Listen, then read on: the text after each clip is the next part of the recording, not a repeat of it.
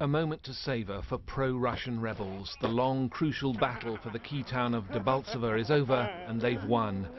But what now after this battle? Will the fighting finally quieten down and the ceasefire, partial at best, really take hold? Or will the two sides just regroup to renew the conflict? Here, the mood is of relief. These are Ukrainian government troops, just happy to be alive after a grim siege of Debaltseve and a perilous pullout. This soldier talks of a shootout at a separatist checkpoint as they tried to withdraw. As everyone takes stock now, the leaders of Russia, Ukraine, France and Germany have spoken by phone. They've denounced violations of the truce and say it must now be fully implemented. The Ukrainian president has insisted the withdrawal was organised, but no doubt under new pressure over the fact and manner of the pullout, he's come up with a new proposal. Today I want to raise the question of inviting to Ukraine a peace mission of the United Nations, which will work according to the mandate of the UN Security Council.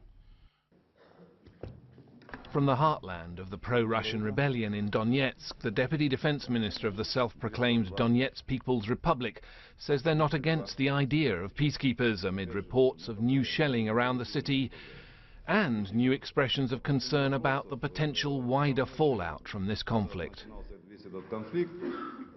The Defence Secretary has said he's worried about Russian President Vladimir Putin about his pressure on the Baltics and the way he's testing NATO.